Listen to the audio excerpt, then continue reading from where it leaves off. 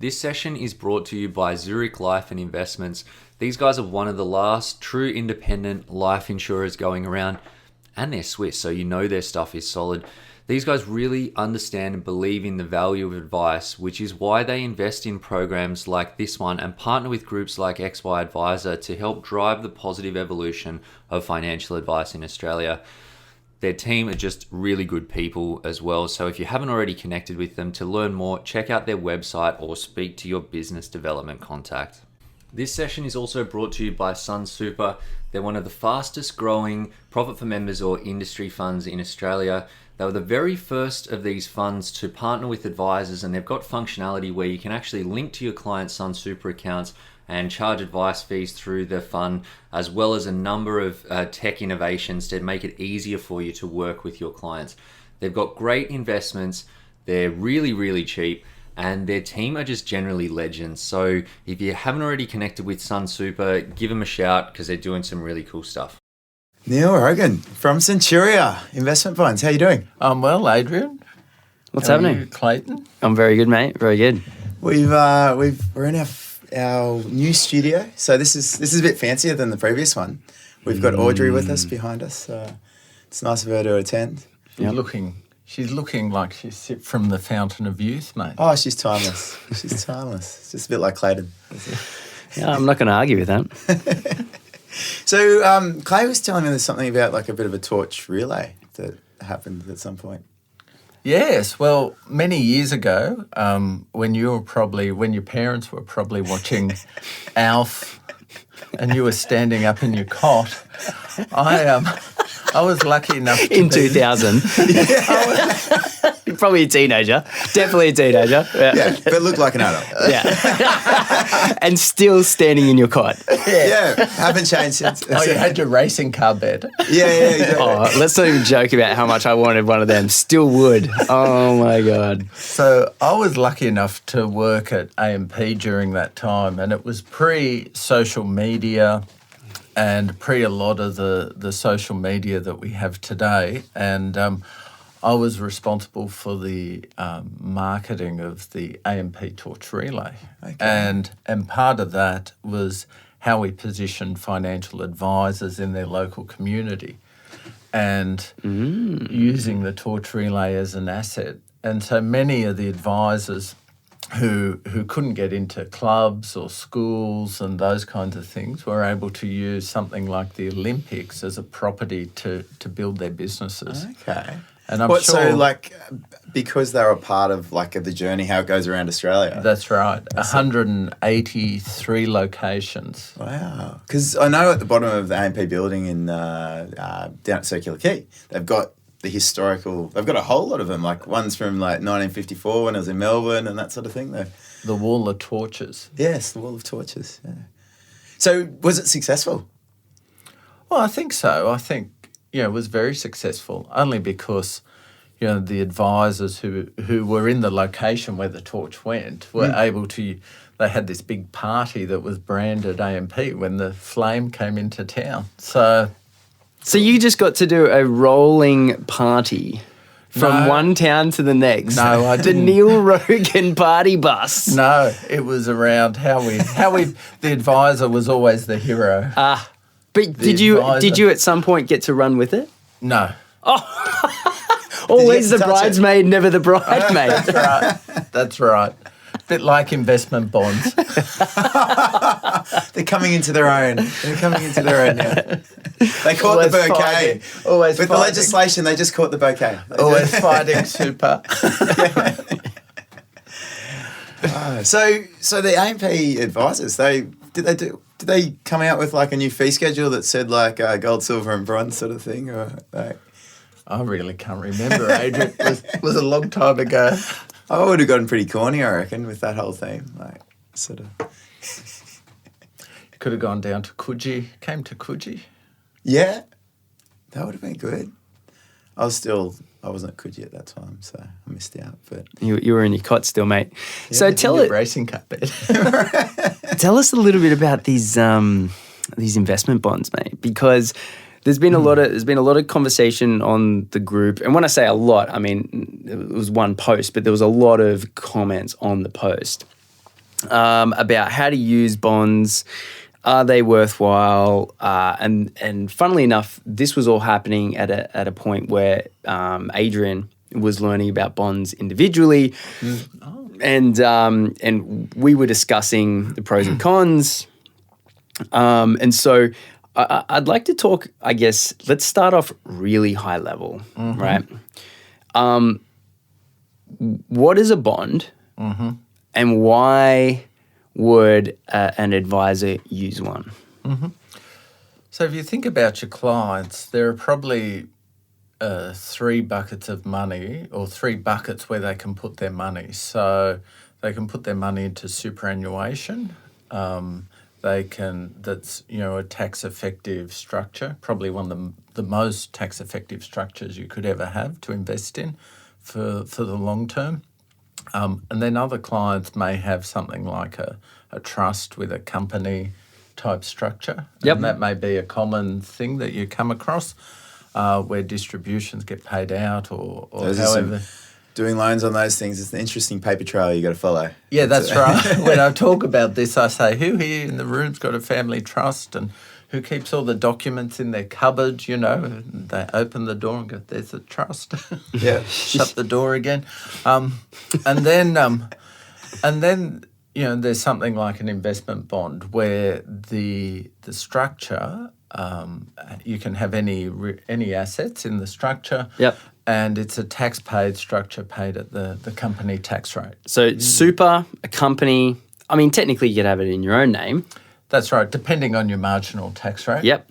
And then you've got this other pretend in-between world where we don't quite understand how it works, and that's called bond. And it's half super, half own name, basically. Insurance. It's an insurance bond. Yeah, it's technically an insurance policy. Because it sits within the life insurance legislation. So it's almost like a legacy product, or legacy legislation, I should say. Because it is legislation, isn't it? Because it sits under the Life Act. Yes. So it sits Yes. within the Life Act as a life insurance policy. So you get the benefits of having a life policy with the equivalent of a managed fund sitting beneath it. And then so what companies like Centuria and all the other bond providers, they have used this legislation under the Life Act to say, actually, there's a much better way that we can use this structure than how it was used in the past. That's right. I mean, And that's what I was getting at. When I say legacy, it's legacy, but it's been taken advantage of more now. That's true. Many of these structures, I'll call them a tried and tested structure that they've really stood the test of time in that they existed prior to superannuation even existing. Yeah, wow. And a lot of our clients use these as a savings mechanism when super wasn't around. So some clients now who've been our client for over 30, 35 years, some of our clients they're still live and they do a partial withdrawal out their investment bond to live off or to supplement their age pension and those kinds of things. So you're right, Clayton, these things existed decades ago. Even before the torch relay. Wait, is this the Big Bang? And then what people like us, companies like ourselves have done is really put more contemporary investment options beneath them, Right. that suit the needs of investors today. So you can have everything from a cash fund all the way through to a higher growth And fund. in that case, it's exactly like super. You can have whatever you want in there. Yep. Yeah.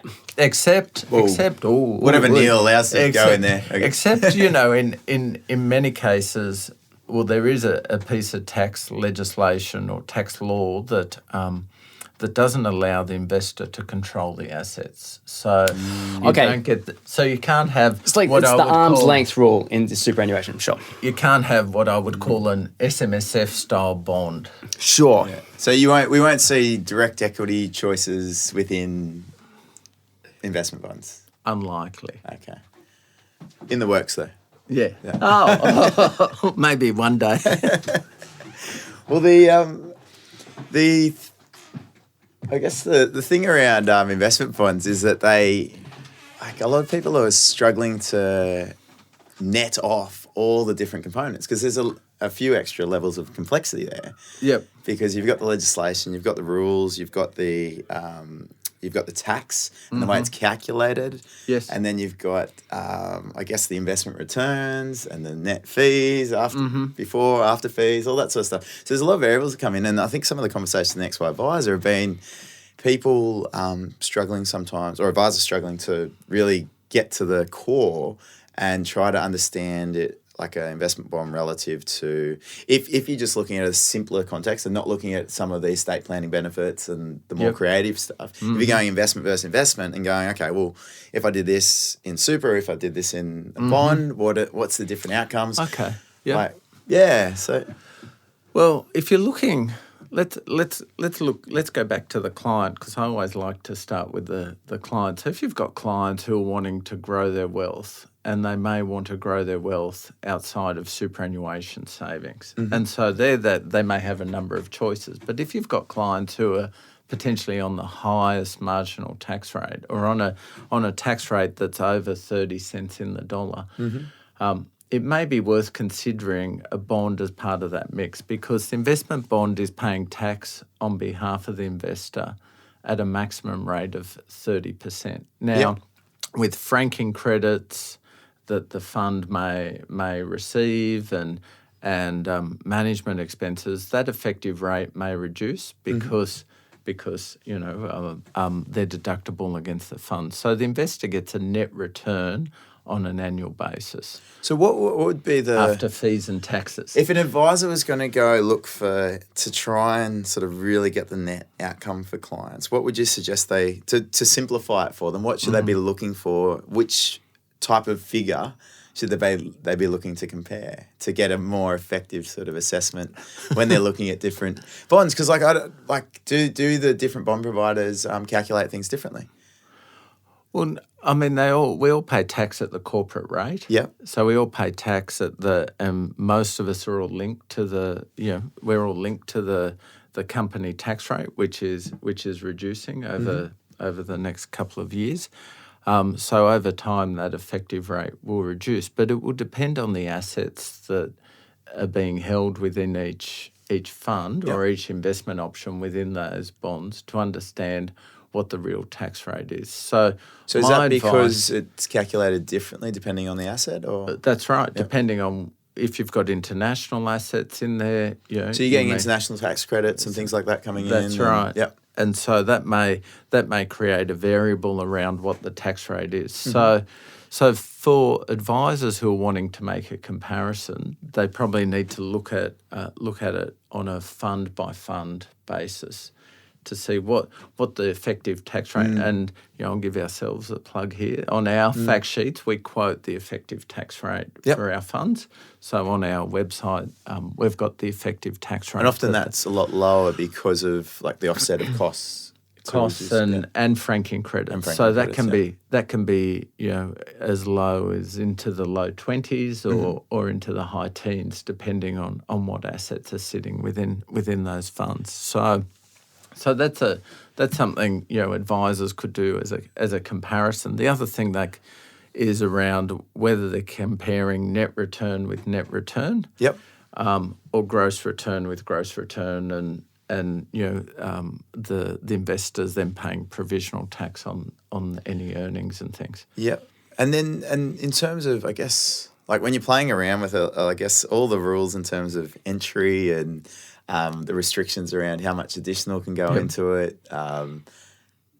I suppose for people out there, we might as well go into them, because let's not just assume that everyone knows what these are. No, and I'll try and simplify it for everyone. Yeah. So there's no minimum that can go in, no maximum, sorry. The minimum that we have in our bonds is $500 as an entry, but there is no maximum amount that can be put into a bond within the first year. So with super, as an example, you may be capped around what can go in as a non-concessional contribution. And there may be limits around what you can put in once you reach certain thresholds. Yep.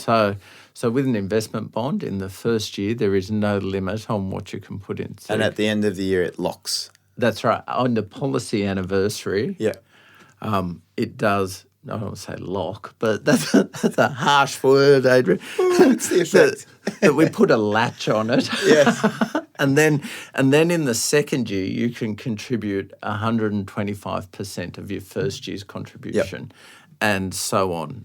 For the subsequent years. Yeah, and if in the second year you only contribute 80% of the first year's contribution, you can only contribute 125% of that 80%. That's right. Is that right? So it'll reset each year, Yeah. and depending on what. So if you're not continuing to keep it at the maximum, you're going to reduce the potential contribution over the 10 years. That's right. And if you pause your contributions and you may want to restart them, you could just open another bond.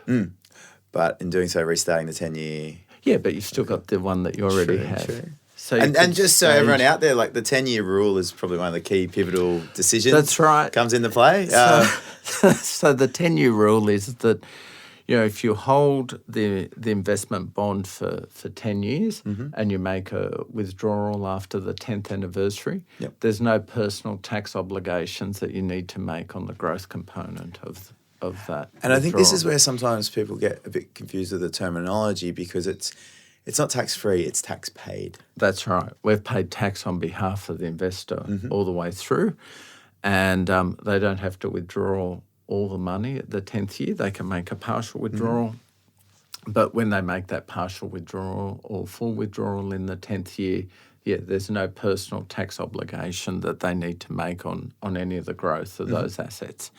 Now, if they withdraw in the 8th and 9th years, any of the growth component is taxed in the 8th year at 2/3 of the investor's marginal rate, Yep. bearing in mind that we've already paid 30% tax for them. So it's the differential between the 30% and their marginal rate. Yep. And then, but 2/3 of that. And then in the 9th year, leading to the 10th anniversary, it's then 1/3 of the investor's marginal rate. So if you're before the 8th year, you're really avoiding the benefit quite a bit. Yeah, that's right. But it does have other benefits where you could assign the policy to someone who's not on any kind of not paying any tax, and they can make a withdrawal up to the 30 cents in the dollar. Yeah. So This is where you get into the flexibility of it. Yep. Yeah, because we're playing outside of, I guess, the CIS legislation. that's right. So we're not, which is quite prescriptive That's right. legislation that puts very clear parameters around what you can do with super. That's right. And yes. arguably the beauty of, I guess, investment bonds is that they have been left alone by government for a number of years. Like, when was the last time there was a legislative change that impacted an investment bond? Well, the main one was linking the corporate rate with the life companies, and that would have been in the early 2000s. That's probably the major. So what was it before? Well, some life companies didn't pay any tax. There was different Gotcha. tax. So the corporate rate was linked to the legislation, so a requirement. Okay. and then that's probably the major one. But So not much relative to super, eh? no, very. So do you find that, like, that's what some people like about it? I guess that stability of government impact on. Well, I think there's really a couple of things that may demonstrate that the regulatory risk around any change to these things is potentially quite low, and that's because we are paying tax on behalf of the investor, and we're clear what tax we are paying. Like, each benefit fund that we have has its own P&L, and all those kinds of things. The tax rate is clear. We're encouraging investors to save outside of super, which is the nature and the way it's designed encourages those contributions. because Exactly. Otherwise, you won't be able to. and long-term savings. Yep. And so those two things combined, I think, show that potentially the regulatory risk around any kind of change may be low. But then there's also the estate planning benefits. Yes. Well, Yes, And- there's some interesting stuff there. And like, again, the CIS legislation, outside of that, you don't have the restrictions on beneficiaries. That's right. And, we find in these days that in many cases, there are a lot of blended families, or we find that there's a lot of grandparents who love their grandchildren more than their children. And you'd see this as a financial advisor almost every day, that they say, well, we don't want, the proceeds from our savings or what it may be to go to our children because they're getting the house or they're getting our super or something like that. But we want this kind of money to be used, as a nest egg for our grandchildren. Well, something like an investment bond, sits outside the will, and they can nominate a beneficiary and So similar, like, I guess for people to, like, it's like superannuation. If you go binding nomination to a spouse, etc., the trustee of the fund has to send the money there, and it's bypassing the will. That's right. Bypasses the estate and is paid, tax paid to the estate as well. So there's no... So the net tax outcome can potentially be a lot less than it would be otherwise. That's right. Arguably, I guess that would be for some, depending on people's situations, for the older clients, it can make a big difference. Yeah, it can be seen as very attractive for some people, particularly, as I said, if they've got very complicated family arrangements or they just want certainty around their estate needs. Yeah, I think, I guess the thing around the will is that the challenge aspect is still in play. So as much as you can put an ironclad will together, or like as ironclad as possible with a great lawyer, the ability to challenge a will is still there.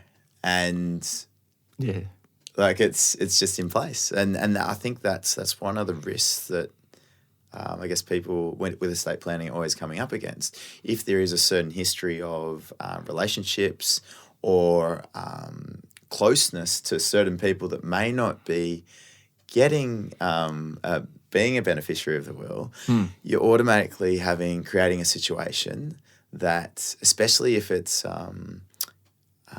from my perspective and my understanding, is that especially if this hasn't been in place for a long time.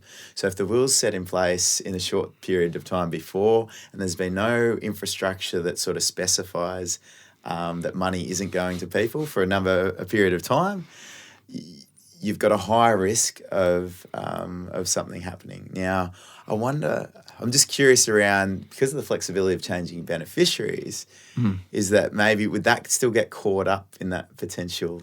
I know we're going into quite a legal area, but I don't know, have you seen anything that where like someone switched the beneficiary of a bond, for example, like in the 8th year mark or something like that? And then, no, I can't say I've seen much of. I haven't. I must say I haven't really seen any of that in my time at Centuria. Because all the clients just get their benefits straight away. That's true. They are proof of death. Death certificate we pay out. So I'll call it variation of beneficiaries. So you can hold a bond for a day and then pass away and the funds will pass directly to that beneficiary. So another question that we get asked is, does the bond need to be in place for 10 years before? And if someone dies, do the beneficiaries get the money? Well, if I died tomorrow, my beneficiaries, and I had a bond, well, I do have a bond, but my beneficiaries will get the proceeds of that bond. So you could start out day one. You've got a bond with one beneficiary. Day 3, you're like, geez, I really don't feel the same way about that person. I'm going to pick another beneficiary. And you can do that. And submit a form and it's swapped. Yep. And then day 4, you cark it and that other person gets the... Mm-hmm. Okay. That's lucky for that other person, I guess.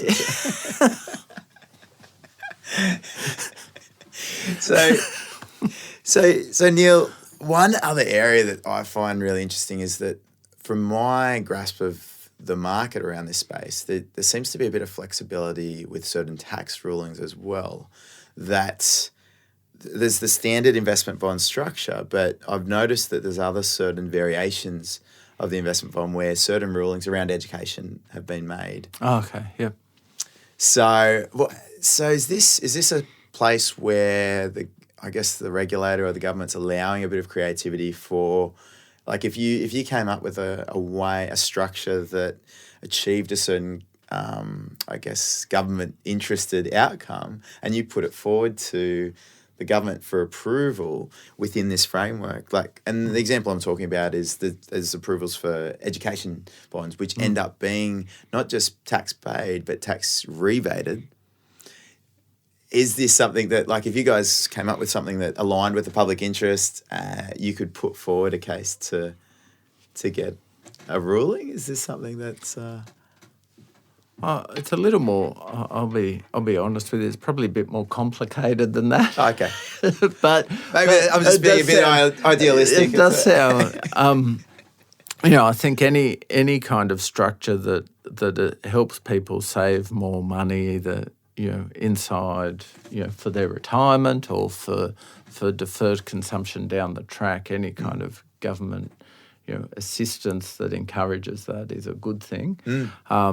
Then on the flip side, anything where the government enables education, being the father of two boys who are of school age, anything that encourages education costs to be more tax effective is also a good thing, given the pressures of living in a big city. So I think any kind of public policy that supports that is helpful, and how we design products around that and the nuances of those products is also a good thing. It's more ensuring that with advisors and also with clients, they know what they're buying. And because it is not a simple product. Yeah, it's not. Yeah. In those instances, they know what they're buying, and it's clear around what they're getting. In our case, we don't have an education fund. I'll be honest with you, but we've got a savings plan that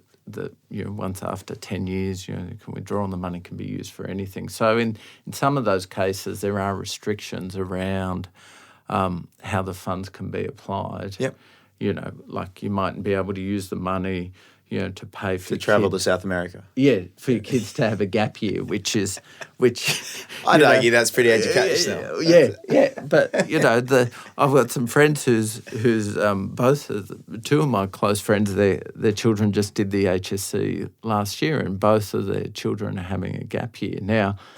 As kind of middle-aged people trying to fund a gap year on top of everything else for a couple of kids is an expensive exercise. Yeah. So they've told them to go work. Is that partly work and some parental assistance, I think. So, but having something like this would be able to, defer where you're deferring consumption. You've got tax-effective structure to invest in that gives you flexibility around how you can use the money. Is something that may be seen as an attractive option for some people. So if we had a few creative minds in XY Advisor come up with like a concept that aligned with the public interest, had great investment outcomes, would we might be able to put it to you, Neil, and go to the minister and say, we've got this new product that would be really cool and it hits all these public interest targets and is really tax effective. We've actually taken the requirement for company tax out of it. Would we have much of a chance at that one, though? You never know what's possible. If you don't ask, you don't get. Exactly. All right. Well, if anyone's listening, maybe post on the group and see what you can come up with. That's always open to ideas. Any kind of product idea. We don't have a market without the support of advisors. So if we're not building what advisors want and need, well, then we don't have a business. Yeah, that's a fair call. So I'm interested. I think one thing that really would clarify a lot of the estate planning area of investment bonds is like some of the risks and what you've either seen directly or seen through your team. Yep. Experiences of where a bond's protected or where not having this sort of structure and these mechanisms has meant a really adverse outcome for clients. And I mean, my only caution would be for advisors in New South Wales. There's a thing in New South Wales called notional estate, and I'm not going to go into it here, but in any kind of estate planning, it's the catch-all, isn't it? Yes, it's something that I would say, as advisors, it's being aware of that. But in every other state in Australia, that doesn't exist. Okay. And so it's pretty clear cut where if you've got an investment bond with a beneficiary nominated or that kind of thing, where proceeds can go. So New South Wales the catch-all would still apply to an investment bond? Potentially, yes. So registering the bond in a location that you might have another office in another state may be helpful to achieving the interests of the client. Yeah, I know. In speaking to some, and it might be worthwhile getting an estate planning lawyer on to talk about notional estate, totally. Because I know It's a big area.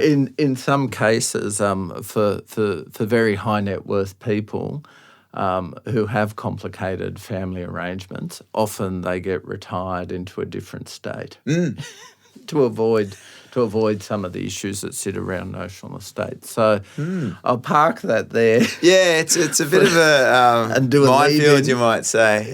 Yeah. And do a lead in for another A guest. couple of amateurs talking about estate planning. Yeah, it's probably not a good thing. So Neil, what if we did this? I'm not retiring to South Australia, Adrian. You're not going to retire me to South Australia. I was thinking the Seychelles or Gibraltar or something. Yeah, that'd be good. They got really good tax planning over there. So in terms of, I guess, what about the investment side of things? So is there any restrictions on sort of that makes it challenging to get certain exposures in, or could, I know we're going to be talking about Bitcoin. There's any unitized vehicle could essentially be plugged into an investment bond platform. Is that? Yeah, pretty much. It's being able to strike a unit price for investors. Each investment option in most cases in most providers has a set of benefit fund rules, and those rules are they've been registered with APRA. They've been reviewed by each life company's appointed actuary, and they're publicly available. If the investor wants to look at them, or if an advisor wants to look at them, that information's publicly available. And that in those rules, it gives a set of ranges around what the fund can invest in. So is there limits on gearing? Well, it depends on the rules of each fund. Okay. So and whether those rules have been approved or not. I don't think in any of ours we have any gearing, but in other providers they may have. So it's a possibility. Yeah, it may be, and you'd have to look at their products to see that, but they can have that as long as they've got coverage or whatever the rules Meets are. Meets the requirements of the regulator. Because it all has to get signed off. And reviewed on a regular basis. Okay. So a bit How like the way. regular? Well, it's a bit like the way super funds, as the trustee of a super fund operates. That's where we operate in a very similar way in terms of our obligations to our policyholders and our obligations to the regulator. So I know we jumped in the bonds. We've gone maybe a little light for some people, a bit too deep for others. How did you get into bonds? What got you into this world here? Yeah, it's interesting, How'd isn't the it? journey Well, go? You're looking at flames and torches in 2000 with AMP, and where did your race continue after that? So I've had a long career in what I would call product and advisor marketing and product development, and longer term, I could see that potentially there'd be restrictions around what could go in and out of superannuation. I think we just talked about the rules always changing and almost on an Well, you're annual proven right if that was the case. Yeah. on an annual basis, and longer term, the whole category of superannuation, from sitting on the inside of it, seemed to be that it was getting more complex for some consumers rather than simpler. And I saw this as a great structure to help people either supplement their superannuation, save for a goal, or an effective way to transfer their wealth. And there was a great opportunity at Centuria, and they liked me, and I liked them, and we've had great 3.5 years. Oh, so it's been 3.5 years. Okay. So, and in that time, we've seen the super rules change. Yeah, it's like, here you go, Neil. Yeah. We've seen the super rules change maybe twice. Yeah. But you're rolling around, we don't even need to do any marketing now. It just does it for us. So. Well, we need to tell, but you talk about these things, and often people say, well, how come I didn't know about this? How come I didn't know about this? So I often hear that when I speak to groups of advisors, or when our BDMs are out there talking to advisors at PD days and things. They may have read a page on it in their Kaplan book or something like that. That's it. And then, one paragraph probably. Yeah. That's right. And then they go, wow, how come I didn't know about this? This is great. Yeah. And so I'm making bonds more attractive.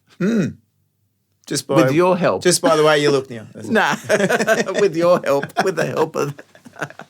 Hey, it's of interest. Like, the main reason we wanted to get you in today is because people were talking about it, and advisors were discussing it and wanting to know more. And I think I'd be interested to know your thoughts, like, going forward. And this is sort of broad, so not just bonds, but sort of how. Maybe superannuation, like you're obviously making a few forecasts personally a few years ago. You're happy to sort of throw a few things out there that you think may happen in the next few years? I mean, I think, there's a couple of things that I see from our clients and from feedback from advisors that a lot of people don't want to be told when they can retire by someone else. And I think that's more a societal thing. So to say, well, I can access my money that I've, had to save for, or it's been part of my salary for all these years.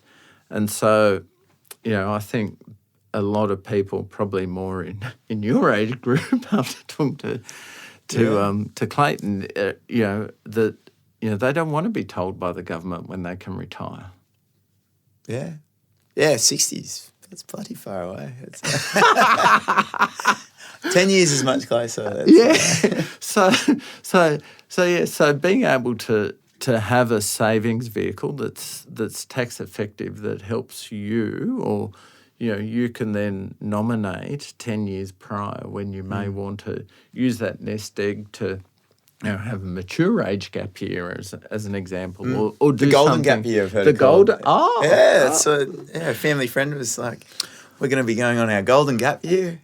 And, there was talk of like the big Gold Wings motorbikes, big tourers. Yeah, getting a couple of those and then just cruising around Australia. I was like, that sounds pretty cool. That'd be fantastic. Yeah, so the golden gap year. Golden gap year. You can put that in some of your marketing collateral. Yeah, I've got to use that now. Bring forward your golden gap year. That would be. Rather than accessing your super or putting your house on Airbnb while you're away for the reverse mortgaging. Yeah, or that kind of. I mean, whatever you need to do to get your liquidity. But this is another way that you could do it.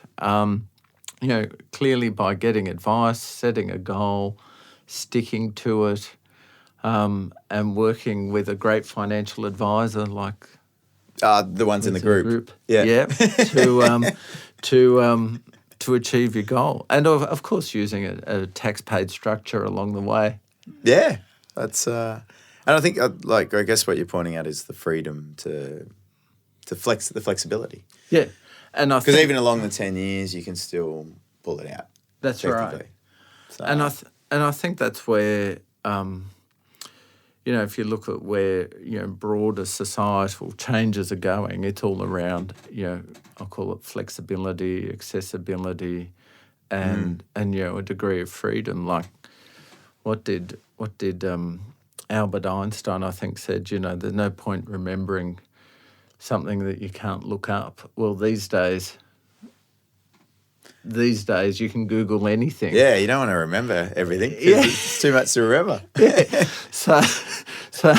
So if you're thinking now you can access all this information when and whenever you want, you can be on the other side of the world now. You'll be able to fly from Perth to London non-stop. So you can be on the other side of the world in 17 hours from Australia. So you've got all this freedom and flexibility. Well, why do you want to be told by someone when you can retire that you can't access your money? Yeah, I think a number of advisors are adopting, I guess, or trying to incorporate the whole spending, like enjoying your retirement over time. So things like having gap years or sabbaticals throughout and working with clients to facilitate that, because I guess traditionally it's been quite binary. Yeah. It's like, well, either you're retiring or you're not, and that's it. And besides that, you're working. Yeah. And And now, what's it called? The gig economy, more people are doing that. we use the amount of individual specialists that I bring into components of my business and what we do with XY Advisor. It's phenomenal. Like, the process is essentially you just go on, what do you need? You got a problem? What is it? Oh, video editing? Cool.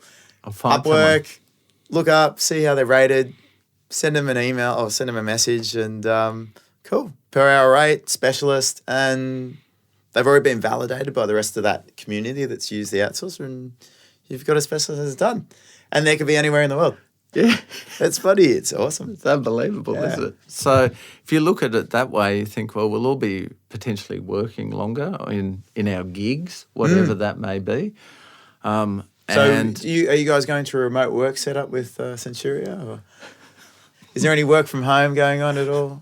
Yeah. I like coming to the office. You like it? Okay. Gets you away from the family for a little bit. Well, I can get things done. I think if I was at home with the kids, I'd be, there'd be other activities I'd be tempted to do. Well, this is the thing, actually. Pretty much there's a direct correlation I've seen with guys that prefer to be in the office and having a family. So it's pretty, like, just black and white. You talk to a guy that doesn't have a family and he's like, yeah, I love working home. It's fine. Like, Yeah, I get more done. I get more done. I get more done. Like my situation. And then, every single person that's got a family seems to find it a bit more distracting. Well, I think I'd be sitting, with the kids, either, watching Peppa Pig kicking a soccer ball around the backyard. Maybe a bit of karaoke. Well, I think that implies you must be a good dad then, spending time with your kids. So, on that note, we've probably got to wrap it up because we've been talking for a little bit. It's been good to have you on. Been great. Thank you, Adrian. And for anyone that wants to check out more, they can go to Centuria's website. And that's right. There's plenty of information there. And they've got lots of educational stuff, especially when you want to go into exploring the estate planning bits. There's a whole lot of legally approved documents to read. Yep, that's right. And we have lunchtime sessions, so they get in touch with our BDMs so they can come to one of our lunch and learn sessions and hear more about it. Yeah, pick up the phone, talk to Alison. She's really cool. She loves it, really passionate about it. So, to that, thanks for coming on. Thank you. Thanks, Cheers, Tim. Adrian. Cheers, Matt.